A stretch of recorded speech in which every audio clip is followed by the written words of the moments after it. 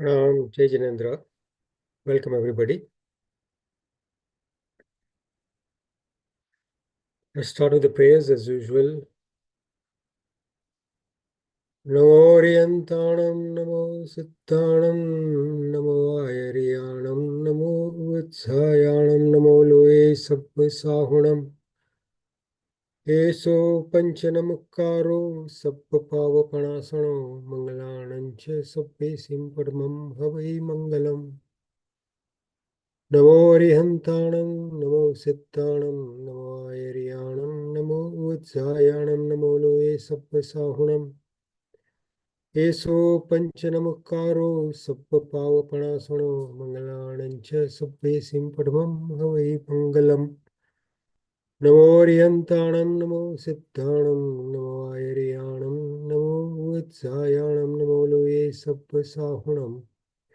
Eso Panchanamukaro, Sabba Pava Panasano, Mangalanancha Sabbe Simpadmam Havai Mangalam.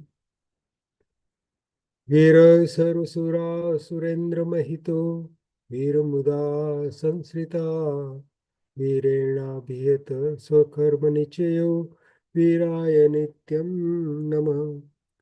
Veera Tirthamidam Pravtamatulam, Veerasya Ghoram Tapo, Veere Shri Dhruti Kirti Kanti Nichaya, Shri Veerabhadram Disa.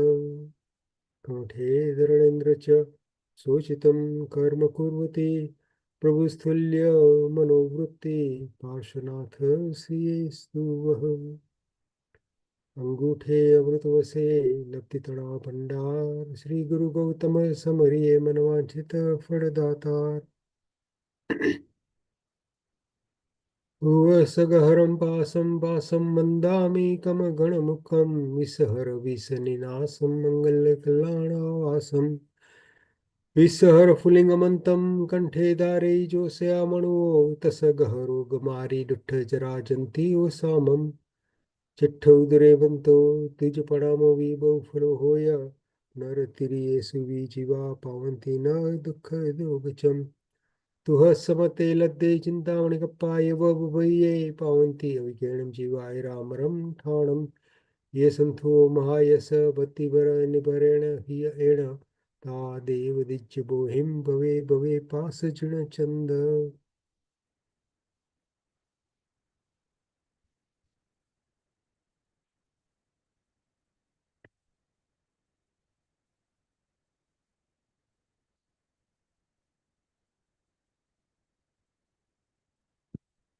We have in this class more or less discussed Bhagwan Parshvanath's previous lives, and from next week onwards we will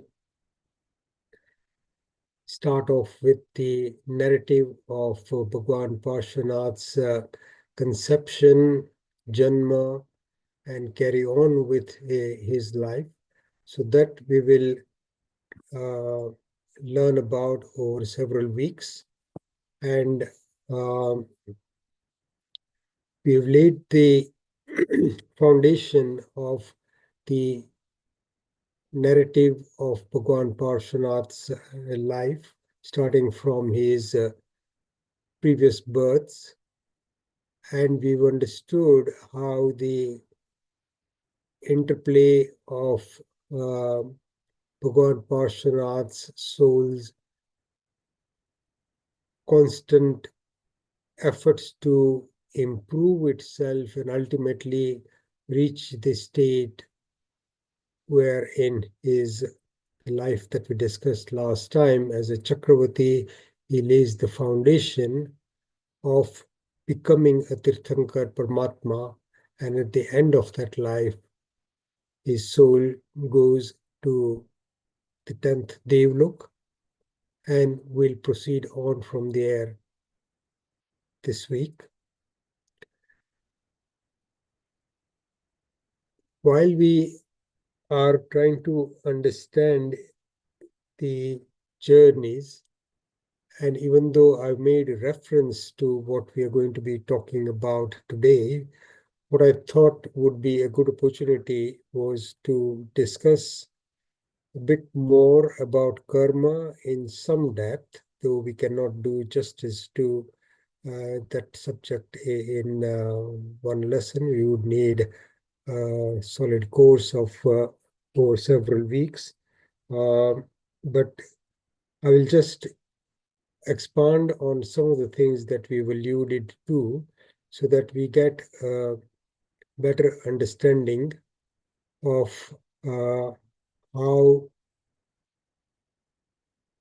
the battle between the soul and karma is fought out for all of us, and as illustrated in the lives of our Tirthankar Paramatmas and all souls in the universe. Let me share my slides, and I think we will start off with that. A lot of the slides this week are just a reflection or a revision of our last week's lesson. And we'll cover that very quickly, and then we'll go on to further discussion.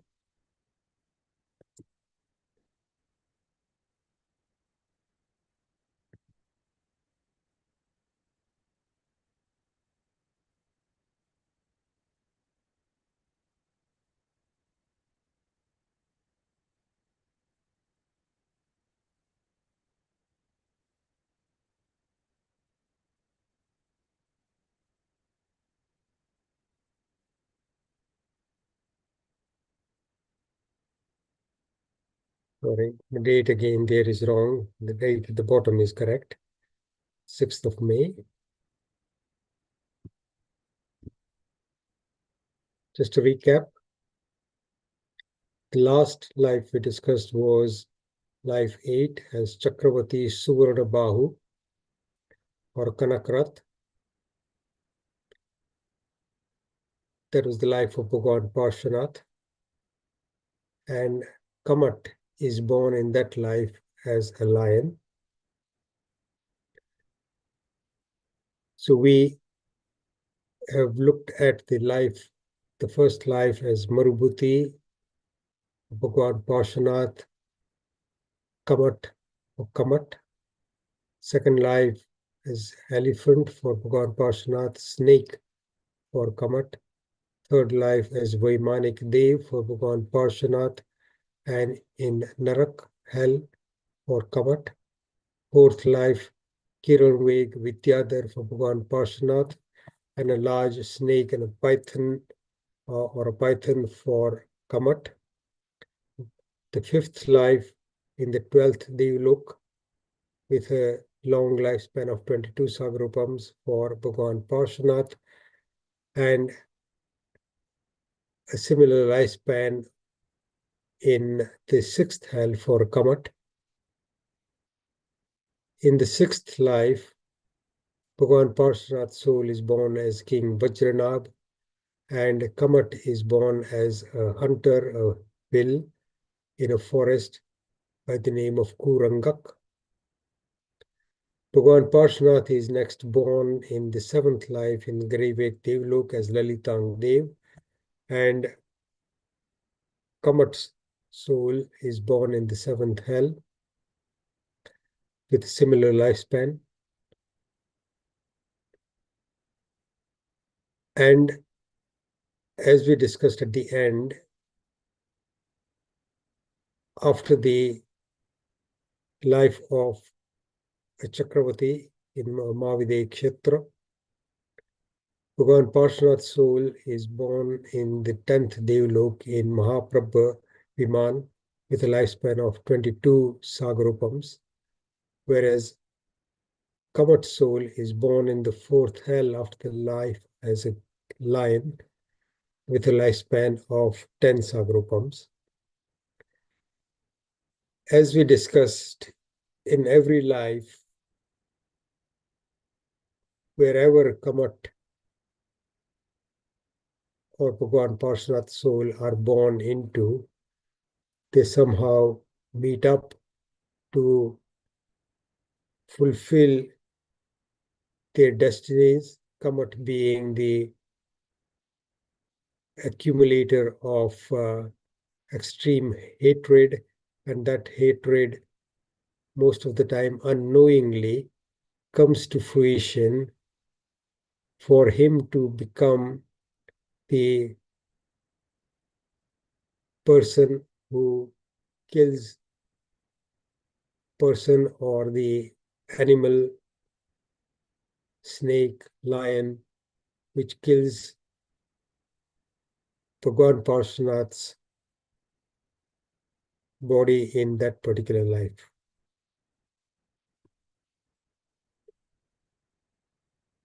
Chakravarti Suvarnabhahu, as we remember, his birth is heralded by the visualization of 14 dreams by his mother. That indicates that he was going to be born as a Chakravarti or a Tirthankar, but in this case, a Chakravarti. He marries a princess called Padmavati and then goes on to conquer the whole world, the world where he was born in, and he attains the status of a Chakravarti and rules the kingdom very justly and very successfully. After a long time, he comes into contact with a Tirthankar Paramatma called Jagannath. And after listening to his Deshna and seeing a lot of devs coming and going, the Chakravarti Karakarath or Surnabahu, on deep contemplation, begins to think about having seen devs before, and then he remembers his previous life. And he remembers the kinds of pleasures that he was naturally able to enjoy as a Dev, and he compares those with the pleasures that he has as a Chakravarti and all the great wealth and the huge kingdoms and all the subjects completely devoted to him. And he begins to understand that even as a Chakravarti, the level of material comfort and happiness that he is enjoying is nowhere near what the Devs or what he had experienced in his previous life. And then he begins to think that even with such an inferior quality of material happiness, I'm so engrossed in all this that I had forgotten, I had totally do not understand what I had experienced before, which was much greater than what I have now. And I still keep on striving and wanting more of this inferior quality pleasures that I have in this life. So what really is the right destination or right goal to make an effort for? And he comes to a conclusion that pleasure in that form is not what one should be pursuing. And the real successful goal that every human being or he should be making efforts to acquire was going to moksha. And he also remembers that in his previous lives he had made those efforts, but he has not got very far or very near to the goal of moksha, and he decides to make the maximum effort in this particular life. And he goes back to the Tirthankar Paramatma Jagannath and takes Diksha under his auspices after having distributed his kingdom to all his to his sons.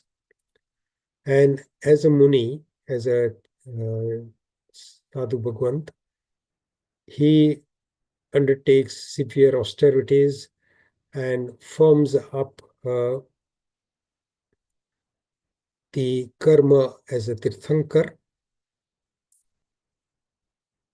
and that guarantees that in his third life after that, so not the next life, but the life after that, he would become a Tirthankar Paramatma. And we also saw how the lion, who was the soul of Kamat, who had come there from hell after having lived the life as Kurangak, he comes to the same forest where this Muni Bhagwant Chakravarti Suranabahu Kanakrat is meditating, and seeing him from a distance and being hungry, but also acting out his hatred and his violence as a lion, he kills the Muni Bhagwant. Muni Bhagwant is in complete equanimity, does not have any ill feelings towards the lion, and at the end of that life, his soul goes to the 10th heaven in Pranat Kalp in a Viman called Mahaprabh with a lifespan of 20 Sagrupam. The lion dies sometime later, and the soul is born in the 4th hell, Pank Prabha, with a lifespan of 10 Sagrupam. And after that, the lion soul roams in a lot of other subhuman life forms, experiencing a lot of pain. And the next life, when Bhagwan Parshvanath's soul and Kamat's soul from the first life meet again, is in the life of Bhagwan Parshvanath. And we'll come to that starting next week. What I just wanted to expand on today, what is Tirthankar Nam Karma? What is the basis on which the soul acquires such a powerful Punya Karma? And just a very brief understanding of what karma is. And then we'll come to this last slide where we'll explore these questions, which I'm sure most of you have heard some of the answers during the narrative over the last several weeks. So I'm going to stop sharing now. If you want to, we can come back to this slide to remind you all. But let's start a discussion now.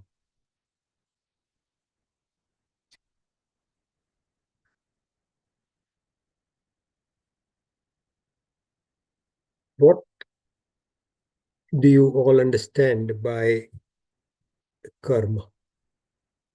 The word karma in this context, in how it is used in Jain literature.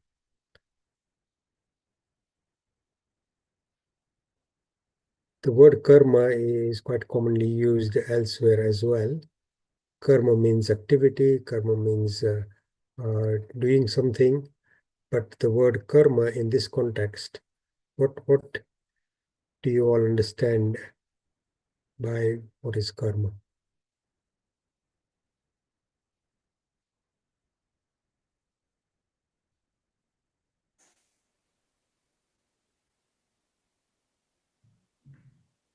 Anybody can answer.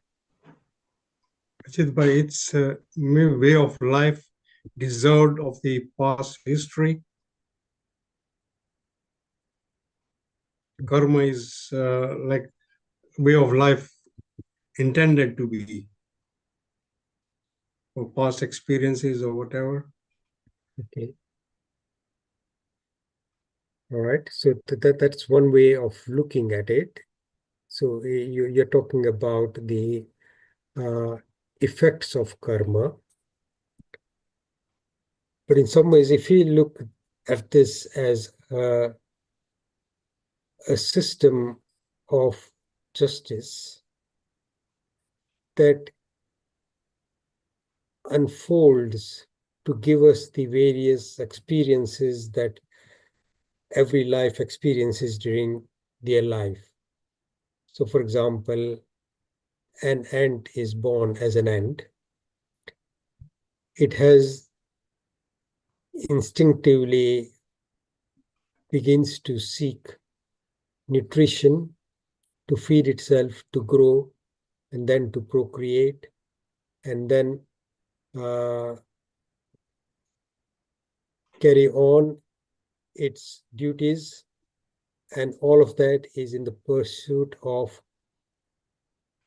pleasure, in the pursuit of existing, in the pursuit of attachment to other of a similar kind,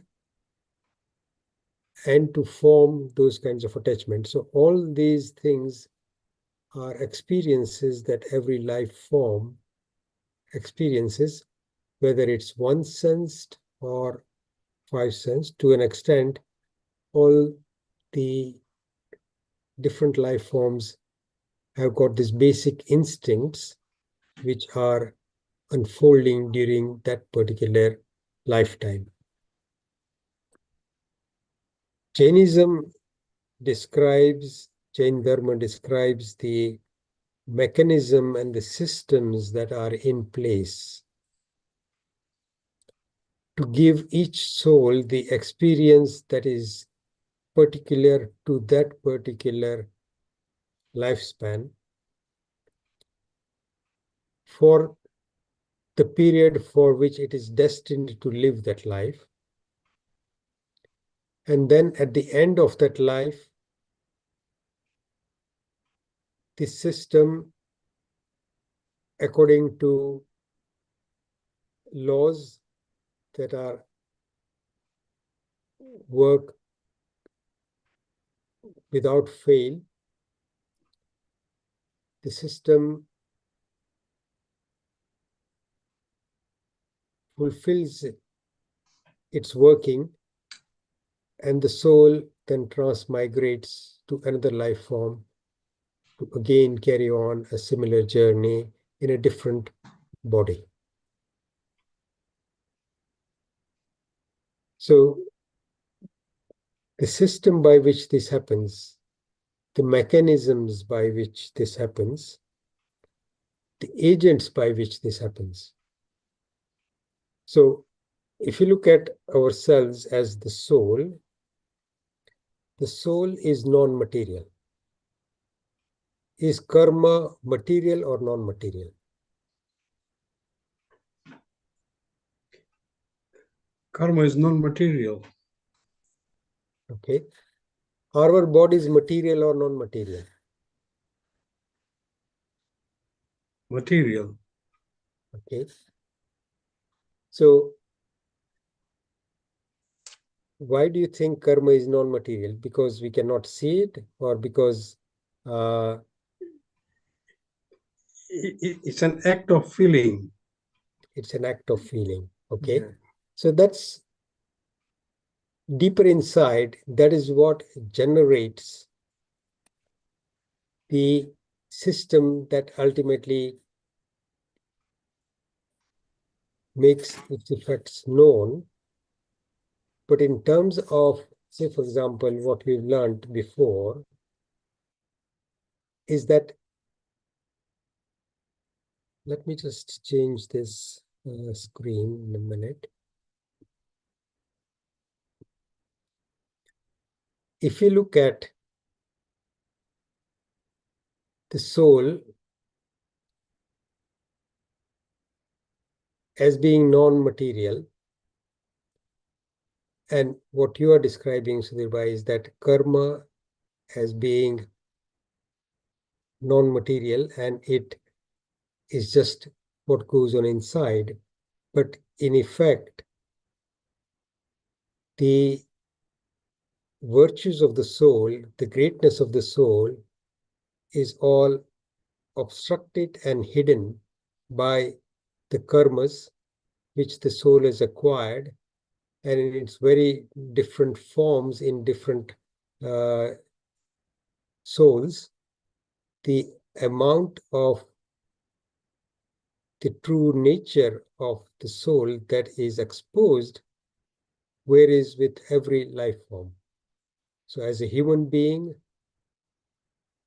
our true nature to an extent is more exposed, and we got an opportunity to expose it completely fully by getting rid of all the karmas. In other life forms, it is not possible. But if it is non-material, there must be a way in which it actually exercises that power. So karma, the way it is formed, is also influenced by the corruption of the soul as a result of this association with karma. And if karma and atma are both non-material, so let me ask you another question. Out of the two, what is life? Is it the atma or the karma or both? What is alive?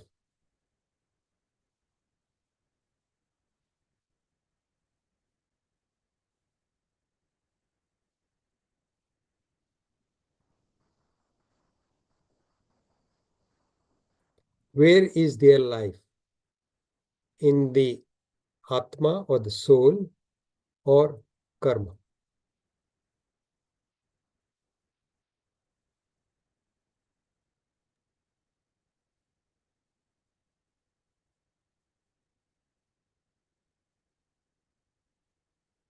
So karma is a jiv.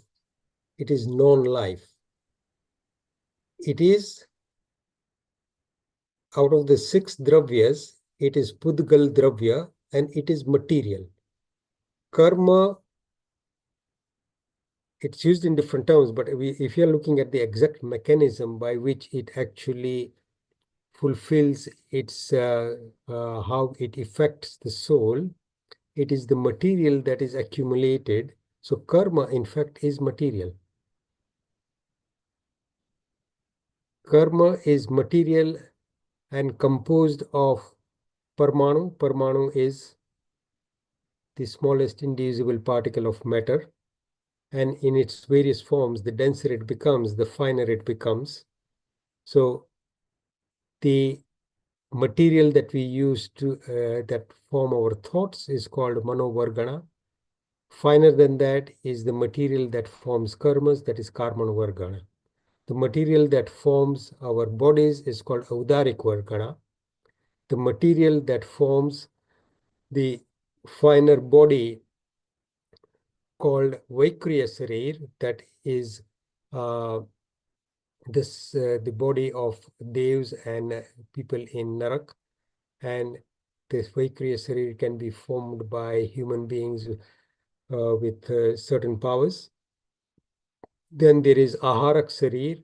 So there are all different kinds of sizes of material that make these different materials useful for different functions. So there is Bhasha Vargana, Swaso Swas Vargana, Mano Vargana, Karman Vargana. And all of these are different materials. The finest of them is Karman Vargana. Karman Vargana is present throughout the universe, everywhere that the soul is, or anywhere where we are, wherever we are sitting, Karman Vargana is completely in contact with wherever the soul is. All the different activities that the soul internally commits and the misconceptions that it holds on attracts these karmas to then bind to the soul, and by their very nature they will obstruct one or the other or all of the virtual quality or all of the qualities of the soul. So the soul's ultimate existence in the pure form is variously obstructed by the presence of karmas that the soul itself has made the effort to actually generate. So the soul is permanent. The soul is the doer of its own karmas. The soul is that which experiences the effects of its own karmas that it has acquired. That there is a place where the soul is completely devoid of karma, and that place is called moksha. And there is a method, or there is a way of freeing the soul from karmas. આત્મા છે, આત્મા નિત્ય છે, આત્મા કર્મનો કર્તા છે, આત્મા કર્મનો ભોગતા છે, મોક્ષ છે અને મોક્ષનો ઉપાય છે. Now, these are the fundamental truths. This is the subject of Atma-Siddhi Shastra. The fantastic. So, Ajitbhai, are you saying a soul comprises entirely of its karma and punya until it reaches moksha? Like, is that the soul effectively is a combination of all its accumulated karma, punya? It remains separate, but its virtues are obstructed by the accumulation of karma. And as a result of those karmas, the soul then acquires bodies. So as we are a combination of life and non-life. The soul within is the life, the body outside, and everything else that goes within it is partly life and death. So it's that combination, the duality that we constantly experience. Our purpose in life as human beings or in otherwise should be to separate ourselves from this which is not ours. And ultimately, when every soul seeks happiness, every soul is unconsciously striving towards that concept of happiness that is inherent in the experience of every soul. The problem is that soul is holding on to a misconception that happiness comes from these limited pleasures. But the experience of that happiness is the experience of the soul. But when the soul begins to realize that transient, temporary pleasure that I see in material things and possessions and relationships is all temporary, and I'm capable of something completely free of any attachment, that within my very nature, that happiness is existent constantly, without any obstruction and without any effort. And when the soul begins to realize that, then its association with karma begins to disappear. And there are all the activities that dharma prescribes are designed to help the soul move in that direction and slowly achieve that. But the biggest obstruction is the soul's ignorance about what its true nature is, and ascribing its value to all the material things that it comes into contact with. So karma, everything that we do, accumulates karma. So as we are sitting down here, every soul, everybody is constantly acquiring 7 types out of the 8 different karmas. The one karma that is only acquired once in a lifetime is the Ayushya karma for the next life.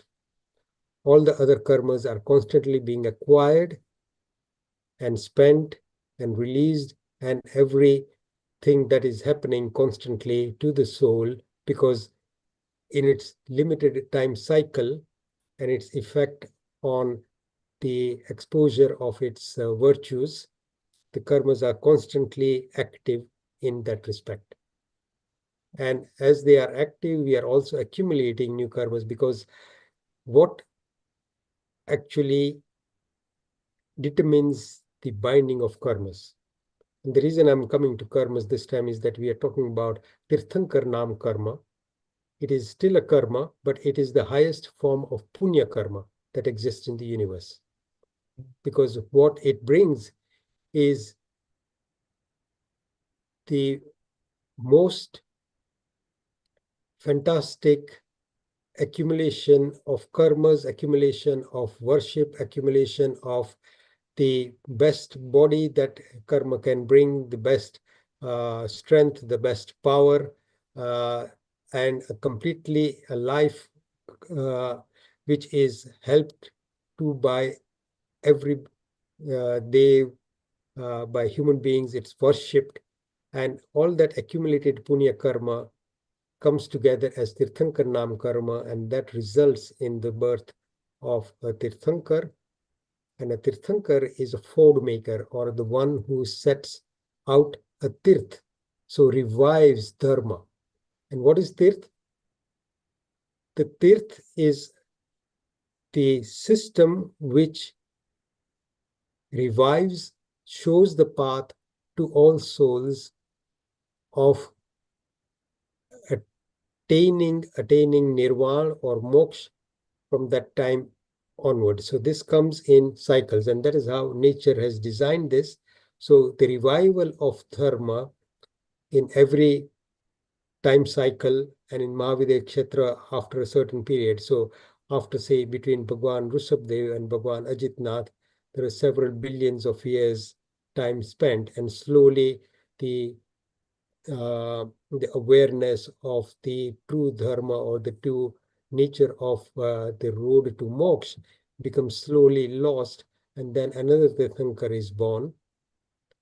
And after a long period of time, the dharma again begins to dwindle, and another Tirthankar is born, and this keeps on happening. That is the nature of the cycle, and the reason for the birth of Tirthankars. So they set up the path to moksha. The tirth is a path to moksha. Mhm. So what are these reasons why karmas are bound? So there are 4 or 5 reasons that are described. The first is called mithyatva. Mithyatva is a wrong understanding or belief or experience about our true nature. And expanding that, it is also the misunderstanding of the true nature of the real gods, meaning who should be considered or worshipped as gods. Sudev, the real teachers, those who are walking that path and who are actually shown the path by performing that path, meaning Nirgranth Guru, those who have taken the vows that they are prescribing as the right path. And Sudev, Suguru, and Sudharma, meaning the right dharma, which shows the principles of the welfare of all living beings and shows you the path to moksha in the best way possible. But the core fundamental misconception is the absence of the recognition of self and misidentifying ourselves with all that is non-self. So that is mithyatva. So as long as we hold on to that belief, and remember that it's not just belief that we are talking about, the opposite of mithyatva, meaning samyaktva, when the soul actually reaches a stage when its journey begins towards moksha, is the first step called samyaktva. And a few steps before that, and the soul is getting ready to get to that stage, is that stage of samyaktva. The soul has begun to experience its own true nature has begun, and that is called anubhuti, that is called an understanding, not just in terms of words and in terms of understanding the description, but deeper inside, experiencing and all experiencing the true nature of the soul. And all our Muni Bhagwans and all souls who are seekers, the whole basis of Adhyatmic Gnan or spiritual knowledge is to get to the stage of an experience of our true nature. And that experience may be very brief to begin with, but once that experience happens once, then the soul's journey begins. So the reason for accumulation of karma, mithyatva, avirti. Avirti in this context simply can be described as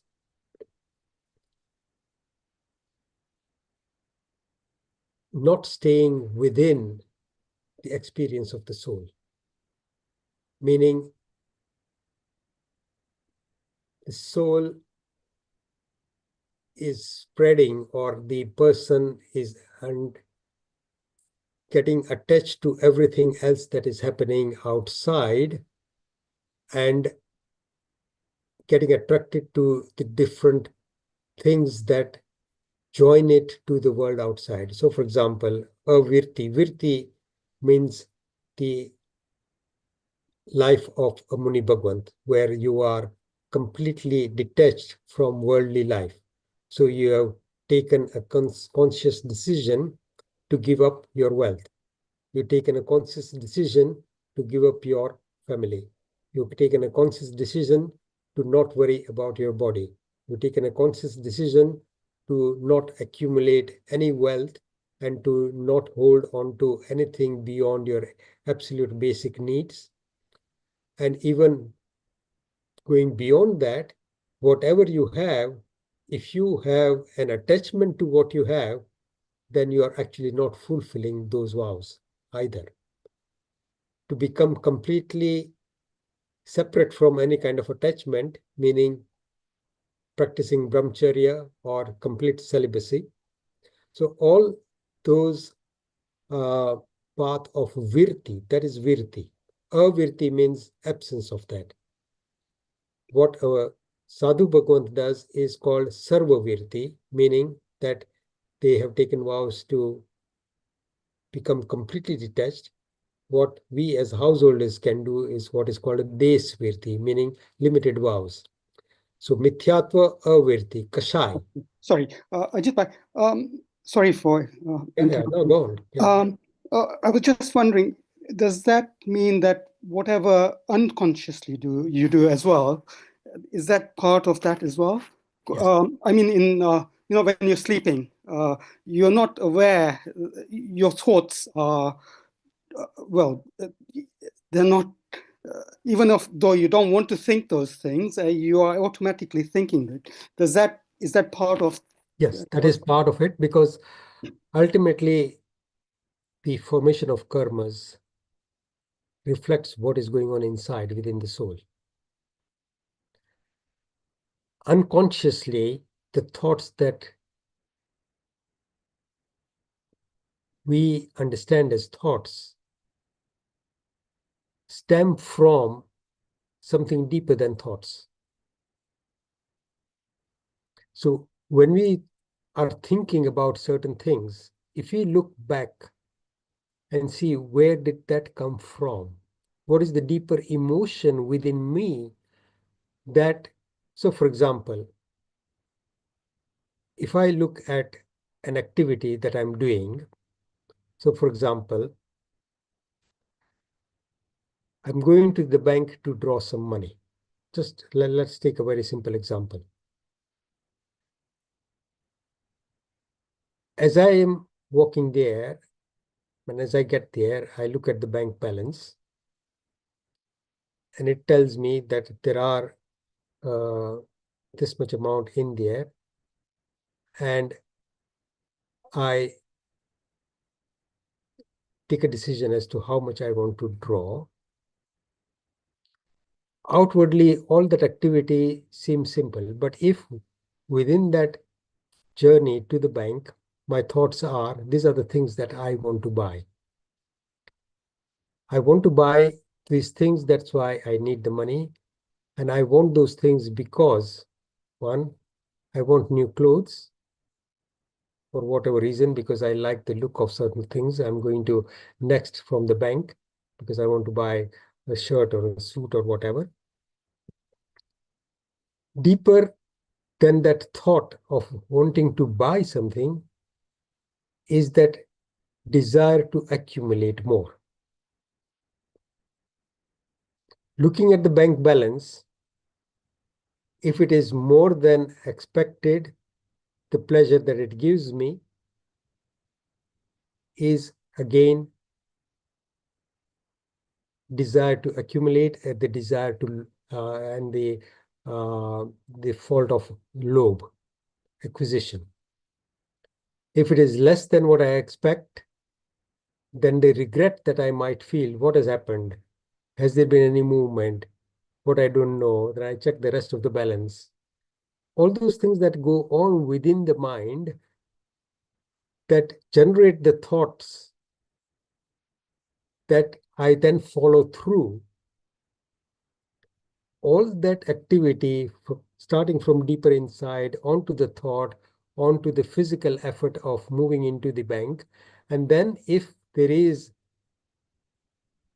a problem with the bank, the accumulated figures that are there, the transactions, and then I stand in the queue to talk with somebody at the bank. And while having that conversation, my mind is going, I must fight this. There seems to be some mistake, and I get upset and angry. All that activity that goes on is constantly accumulating bad karmas. The opposite of it could be, I need some money to buy something. It doesn't matter what is in the bank, what is outside the bank, and I need to buy something because that is essential for my survival. I do not have any interest in any more new clothes. I've already given up everything, and I don't need anything else. It doesn't matter if I don't have anything either. I don't necessarily, if I don't need to buy it, I wouldn't even make that journey.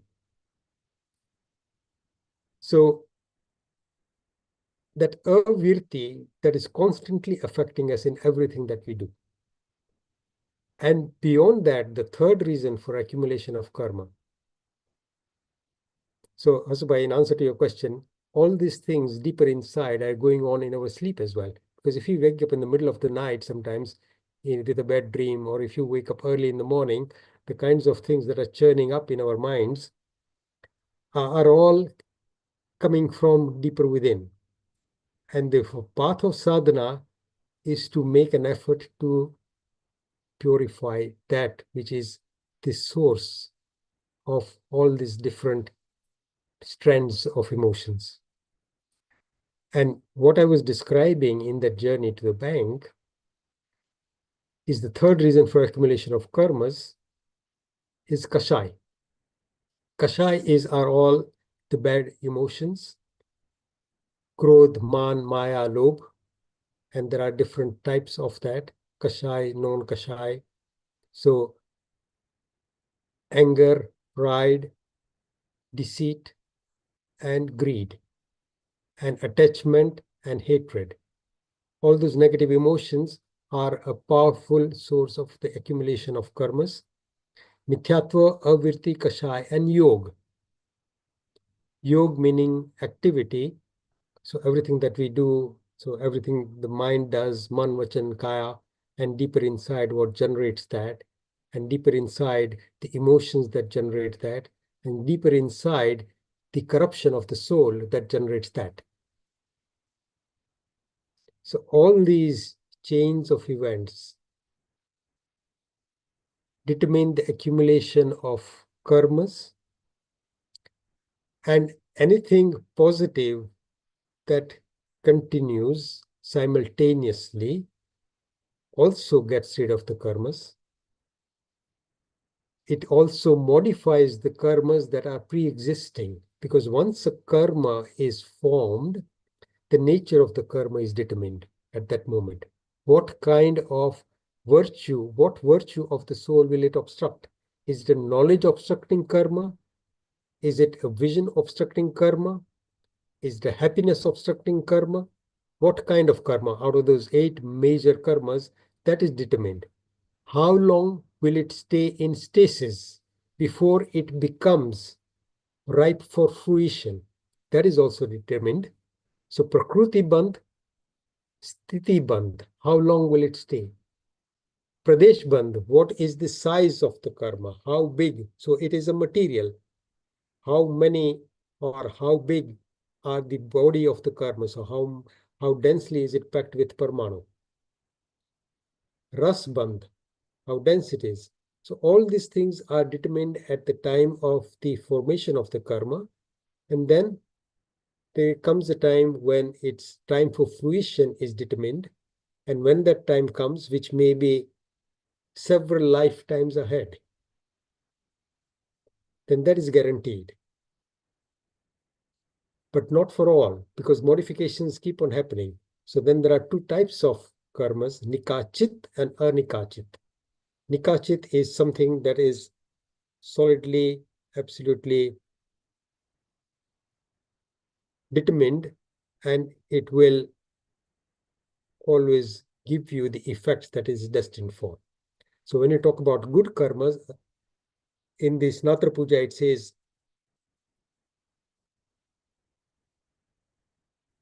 that the soul of Tirthankar Paramatma in the 3rd life previously accumulates Tirthankar Nam karma, but the soul also forms it firmly, so it makes it nikachit.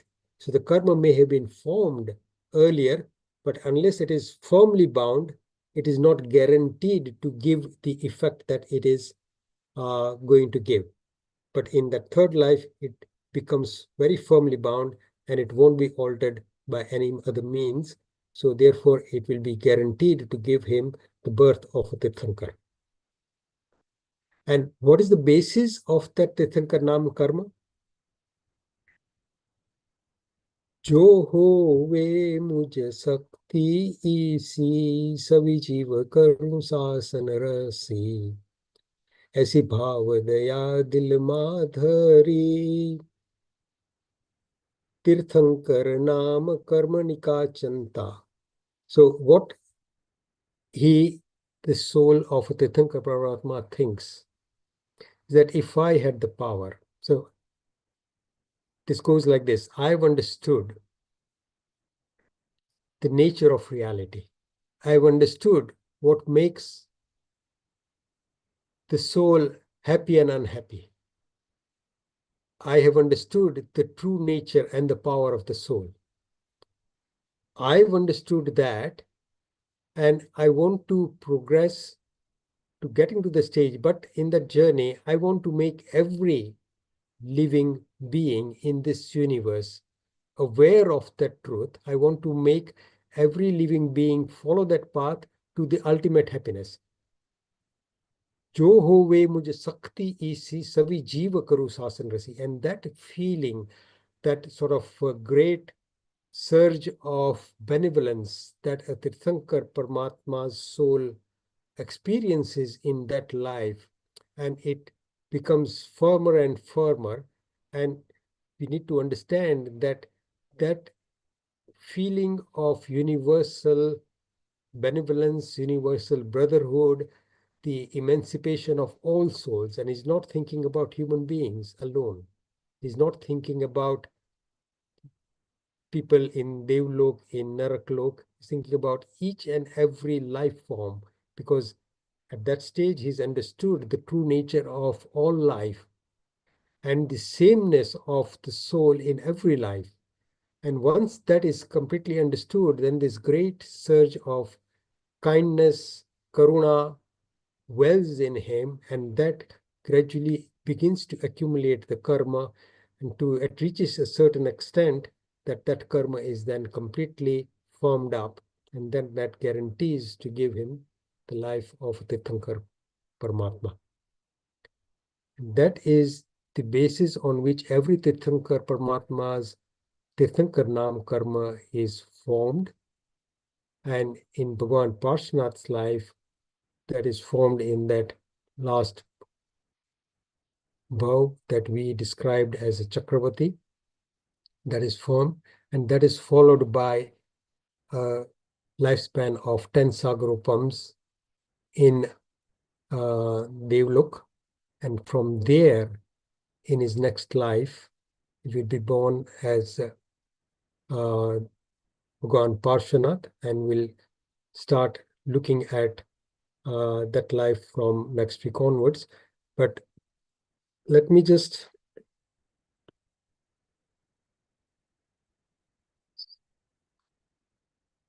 share this last slide again.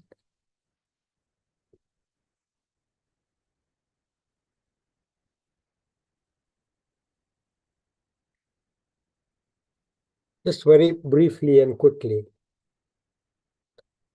When did our journey as the soul begin?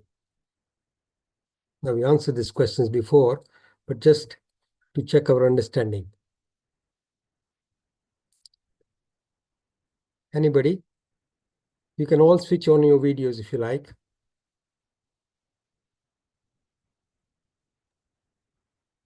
I think the soul has been there forever, hasn't it? Forever. So there is no beginning. The journey has always been there. The soul, there wasn't a time when the soul did not exist in the past, and there won't be a time when it will not exist in the future. What should be the final destination of every soul's journey? Moksha. Moksha. Okay, why? So we don't keep on building more karmas again, and we are free from everything. So the final destination should be moksha, because that is where the ultimate freedom lies. But what is the value of freedom? You don't have to go through that life, birth and death again and again and again infinity times. Yeah, but the value of permanent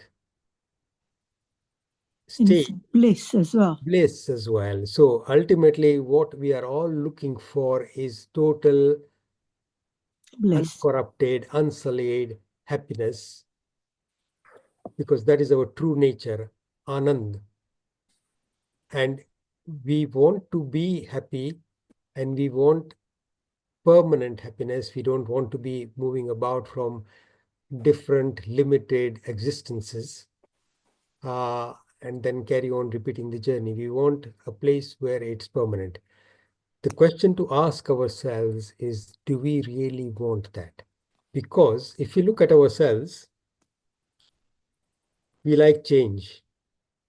We like variety. We like new things all the time.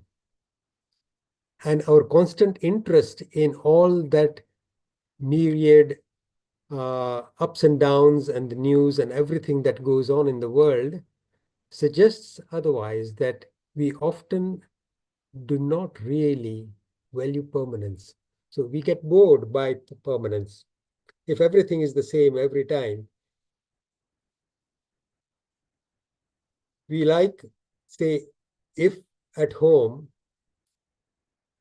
our meal is standard and there is no variety, we do get a bit bored, don't we? So again, a question for all of us to ask is that the final destination of every soul's journey is moksha. What is the nature of moksha? And that nature of moksha is something that we also need to understand and begin to value it, because, and we don't value it, we don't fully understand it, because we never really understood that that bliss and that permanence is so much greater than this temporary, impermanent, exciting things that we yearn to experience.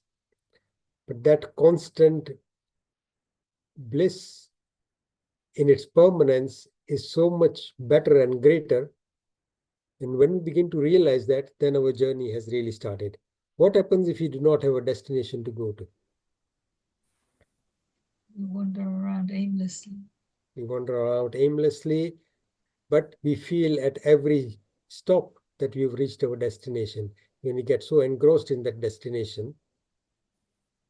And that is why we carry on living a life and accumulating more karmas to give us something similar in the next life. Do we understand the destination? Again, the same question that I'm asking previous, just a couple of 30 seconds ago. We don't always understand the destination of what really moksha is, and therefore, and in experiencing total bliss and freedom is something that we need to begin to understand and yearn for to begin our journey.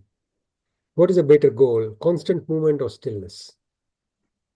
Stillness. Stillness. Do we all agree? Stillness is a better goal.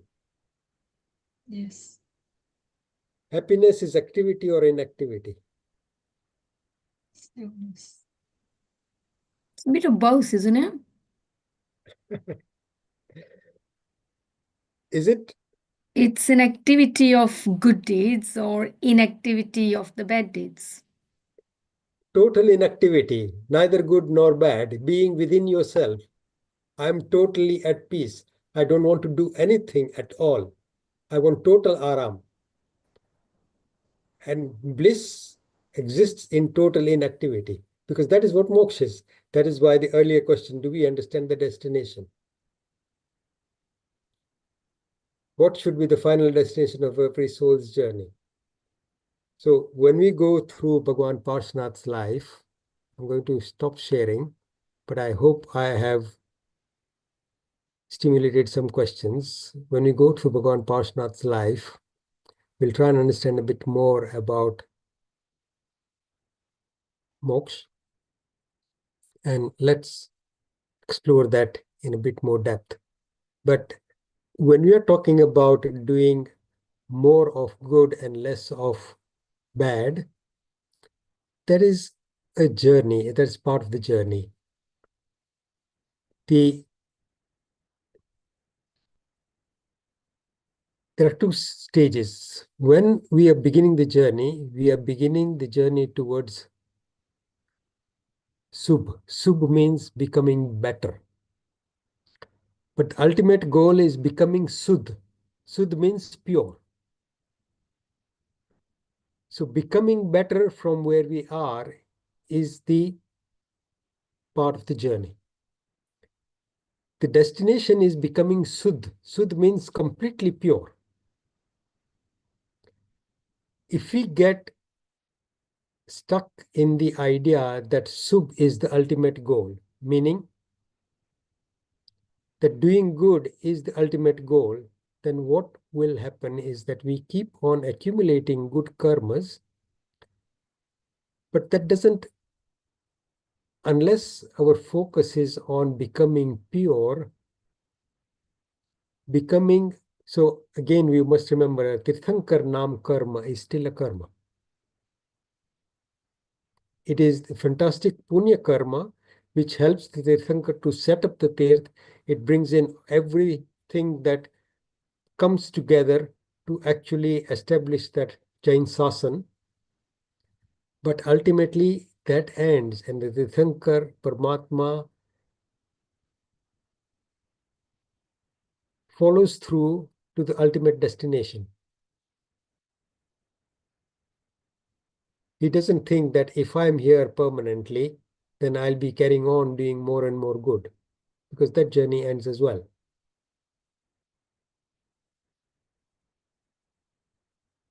Okay. Hope it's not been too heavy today. Quite a few new complex concepts that we have explored. But I'm introducing terms which I know some of you may find quite a struggle. But I think once you begin to hear certain things, so I was telling Sudhirbhai the other day that if I'm introducing some confusion in your minds, then I hope that generates questions. And please ask those questions. Okay, Bijal? Yes, you're right. Thank you. Pranam, Ajitbhai. Pranam. Yeah. I wanted to ask, is Chakravarti and Vasudev, do they take birth anywhere, like in any of the Kshetras, or is it only in Mahavidya? Chakravarti and Vasudevs, I'm not sure about Vasudevs and Prativasudevs in the Mahavidya Kshetra, but in Bharat and Airavat Kshetras, definitely. With every Chu we see, there are a certain numbers of Chakravartis, Bardevs, and Vasudevs and Prativasudevs. And they definitely take birth in those 5 Bharat Kshetras and 5 Airavat Kshetras. Chakravarti definitely in Mahavidya Kshetra as well. I don't know about whether they also have Bardevs and Vasudevs. So that's a question that I would have to ask somebody. Okay. And with this might sound a bit funny. Is there a difference in the sadhana and aradhana to Shuddhi between a Siddh and a Tirthankar? Because as I understand, even the Keval Gnanis have different levels of knowledge. No. In Keval Gnan, the knowledge of every soul who's achieved Keval Gnan is the same. Is the same, okay. Yeah. So there is no difference in that. A Tirthankar Paramatma's soul, in many ways, is considered to be a special kind of soul who gets to that level of conscious love for all human beings, all life, in and sort of pushes that feeling and that karuna to such an extent that it acquires a Tirthankar Nam Karma. But there are, so similarly, it is said that people who become Gandhars have also got a level of that particular benevolence towards other beings, but not to the same depth as somebody who accumulates Tirthankar Nam Karma. And any ordinary Kevli Bhagwant has got to that stage of progressing spiritually and getting rid of all the karmas to achieve Keval Gnan, and then ultimately at the end of that life going to moksha. But once in moksha, as Siddh Bhagwans, there's no difference between any one of them. And as Keval Gnani, the punya that accompanies a Tirthankar Paramatma. So with a Keval Gnani, the devs don't come around and set up a samvasran for them. But the devs, for some of them, may come around and set up a platform for them to sit on to bring in. So they come down to celebrate the achievement of Keval Gnan in a lot of souls, but not always. Sometimes somebody may have achieved Keval Gnan and the people around them may not know at all, and devs don't necessarily always come around to celebrate that. So people may be living in the state of Keval Gnan, being completely aware of everything that is going on currently in the past and in the present, and be completely silent about it. And there are examples of that, if you read Updesh Prasad, there's a story of a Shravak who acquires Keval Gnan and carries on living in that state until somebody somewhere in a different kshetra asks a Tirthankar Paramatma or a Kevli Bhagwant, is there currently somebody with Keval Gnan living anywhere else apart from the kshetra? And he is told that yes, there is this person who is living as a householder and has achieved Keval Gnan.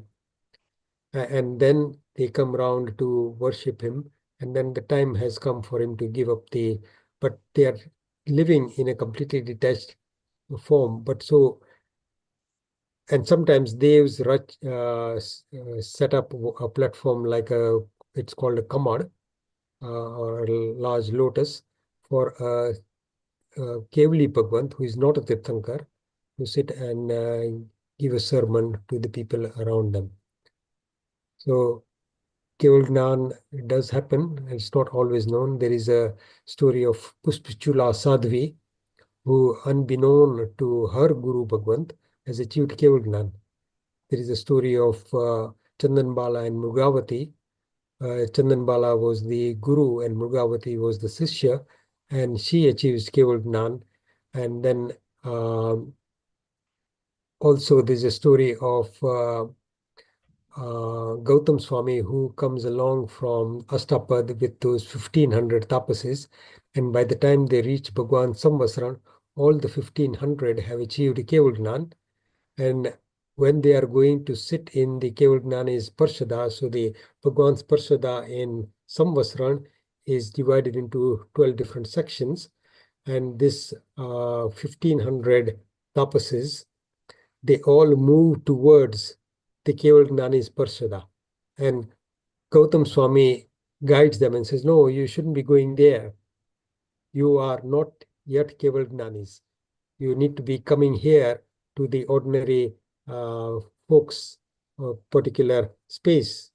And Bhagwan then corrects him and says, Gautam, Keval Gnani ni asatna na karo, meaning that they are all Kevali Bhagwans now. They are higher than you.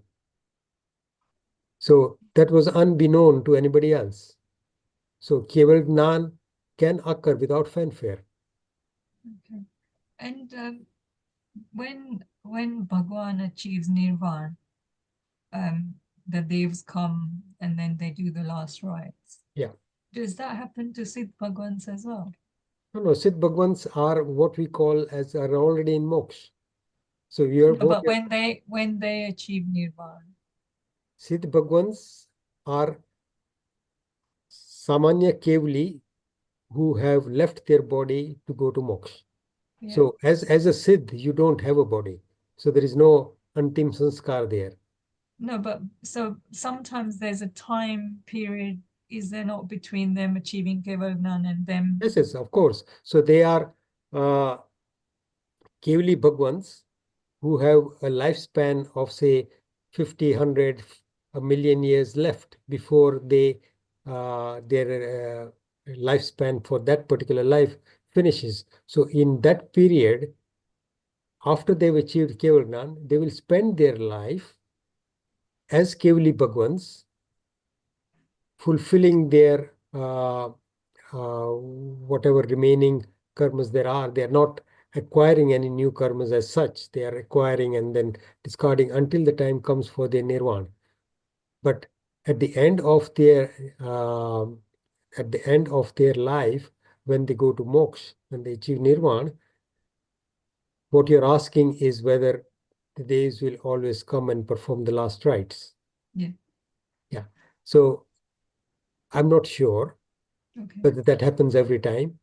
There are narratives about so many souls achieving nirvana at the same time. So if you look at the narrative about Satrunjay, how many souls all achieved nirvana at the same time. So there'll be thousands of souls who are going to moksha at the same time. So all of them are leaving their bodies. So that means all their bodies have finished their lifespan and are lying there at the end of that. What exactly happens to them, the devs would probably come and perform the last rites, but individually somebody or the other would be performing last rites. Exactly whether devs come with every life that of a Keval Gnani that achieves nirvana, I have not heard and I don't know the answer to that question. Thank you very much.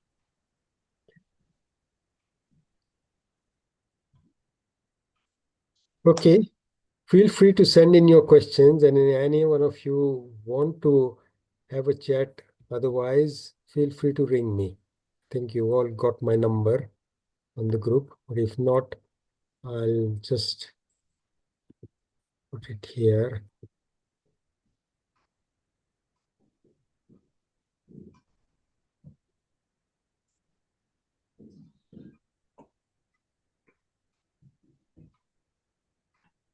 So, Sandeep, sorry, I missed that.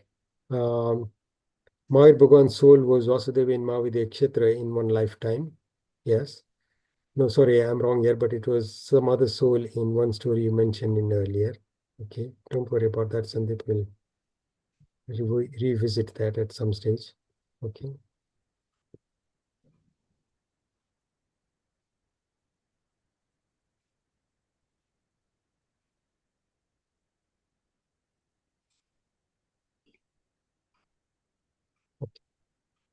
All right, we'll end here now.